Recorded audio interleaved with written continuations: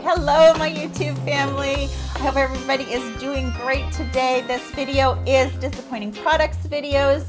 I know that you guys see these so much from me, but I like to go through my makeup and look at things and go, hey, am I still using that? Did I like it? Da-da-da, those kinds of things. So I'm going to go through these things. I hope that if there are things that you like, that you have in your makeup stash and you use it, don't even give this a second consideration, because I know that there are so many things that people love that just might not work for another person or vice versa. Anyway, let's get into this. This first thing right here is a hair product. This is the Kenra Platinum Dry Thickening Spray, Density Building Spray, and it has a number 4 on it. I love Kenra. Kenra is one of my very favorites. I use so many of the products from that line, but this one just didn't do anything for my fine hair. It actually just made me feel like my fine hair was dirty. And I know that a lot of people, that's probably what it actually is purposed for, but really my hair is so fine that when it feels dirty, it just kind of lays there and doesn't have any life to it. So really didn't appreciate that one, and I'm sure a hairdresser out there is going to tell me, well, you're not using it right, and I'm sure that's probably true. So this next one is from Living Proof. This is the Full Thickening Mousse. I was so excited to get this when it came out because I thought, oh, I can't wait, because I'm always looking for thickening products, but I'm finding that instead of looking for thickening products, I really need to just look for volumizing products. And this one is just one of those ones that weighed my hair down. If I try to put this in the roots, it completely weighs my hair down, and I just don't like it at all. So this one is one that I'm going to pass on to somebody that might have thicker hair than I do. Okay, I did the Lash Paradise little Sephora favorites, and I got this Makeup Forever mascara, and I think this one is called Excessive Lashes, and I don't care for this. It won't build on itself. It's just one of those ones that I really had a hard time with. I don't really like the brush on it necessarily. It's very, very goopy and very, very thick, and yet it would not build on itself and it wouldn't separate my lashes. So that's one that did not work out for me. And this one I was really surprised about. Now, the Lash Princess, I have such a hard time saying that, hard time talking apparently, from Essence. I actually like the one in the green tube. I don't know what the difference is. This one is supposed to be about curls, and I think the one in the green tube is just about volume. I don't like this one at all.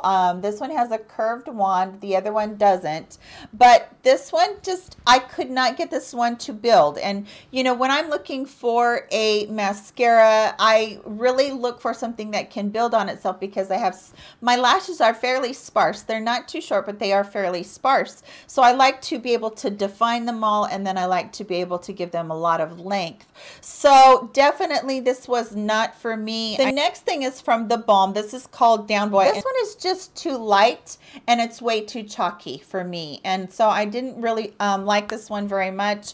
I'm not one that really is down with The Balm too much, but hopefully I will find something in their line before long that I like. But this particular blush was just not something that I really liked. They're very good size blushes though, I will give them that. From e.l.f. I bought 3 different of these Mad for Matte palettes. This one is the smoky one. It's got very pretty colors in it, but I don't know, I just didn't like this one as well as the one, I think it's number 2 with the rose colors in it. Even the first one with all of those earthy tones in it is just pretty, but this one, I just felt like it really just looked kind of muddy on my eyes, and I'm even doing more of a smoky eye look with cooler tones. So I thought this was going to be good, but I don't know what it was about this. From Doll 10, this is their Conceal It. It's called Conceal It, and this is in light. And as you can see, I really tried hard to use this one a ton. Let me see if I can not blind you.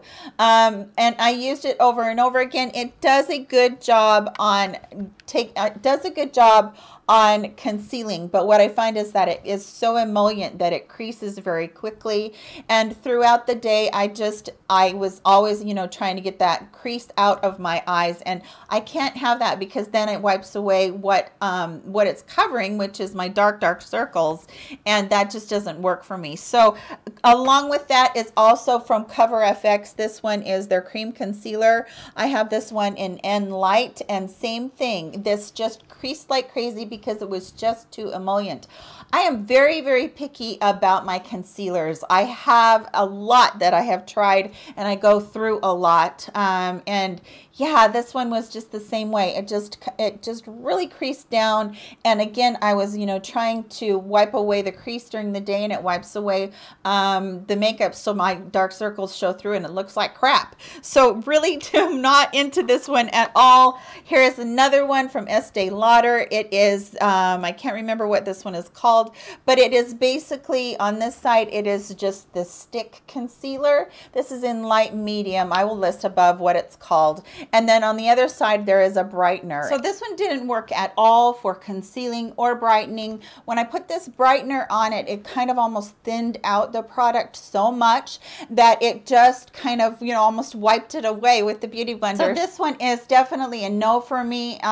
Just was not one of those ones that I was really impressed with. Now, I know that I've shown you guys a lot of higher end makeup, but I want to really express my views on the higher end makeup because you know, drugstore, we can go, we take it back, we don't feel too bad. We get these higher end things and we expect them to perform, and it makes me just kind of irks my butt a little bit when they don't perform and they're so high end. This one is a powder. This is a dual finish foundation / powder from Lancome, and I love Lancome. It's one of my very favorite brands, along with Estee Lauder. I think they have been doing makeup for such a long time that they know what they're doing.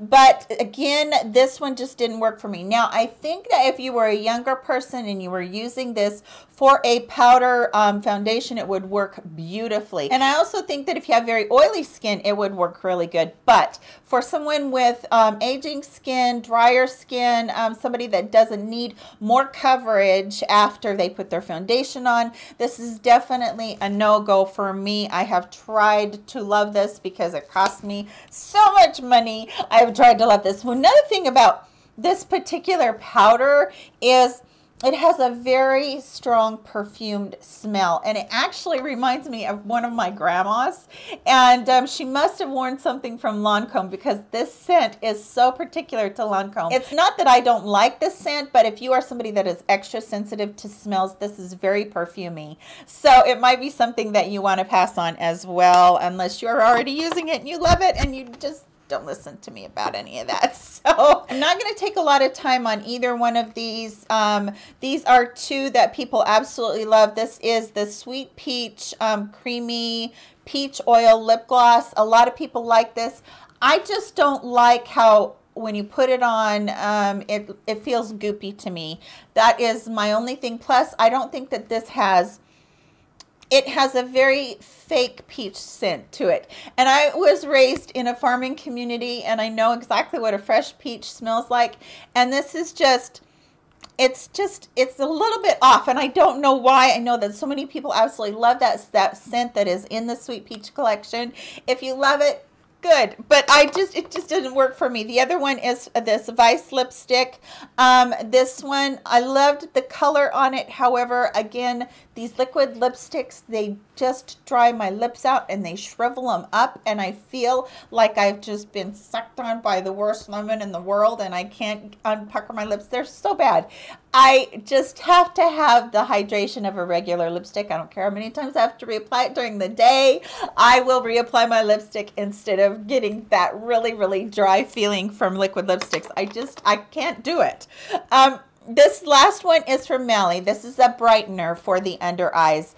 I don't like this one at all either, you guys. It's just too thin. These particular ones that are brighteners for under eyes, they just seem to be way too thin, and they just seem to wipe away the coverage that my concealer is doing. So actually, if I end up using any sort of a brightener, what I actually do is usually put a teeny tiny drop of a liquid highlighter and then, you know, work that in as I'm putting on my concealers. So these usually don't work for me, these ones that are just meant to be brightening, because I have to have coverage too. Okay, that's it. All done for disappointing products. Hopefully you guys enjoyed these. If these are anything that you guys are enjoying and you have it in your stash, please just disregard this. Is just one woman's opinion. Please give this video a thumbs up if you wouldn't mind. If you do like seeing things that I am, you know, kind of passing over or getting rid of, and let me know if you would like me to continue to do disappointing products. I usually try to do them once a month. Disregard the finger. I slashed it with a blade from my slicer. So sorry about that if I, you know, was wielding around a finger. I love you guys. Take care of yourselves, and I will see you in my very next video. Bye, guys.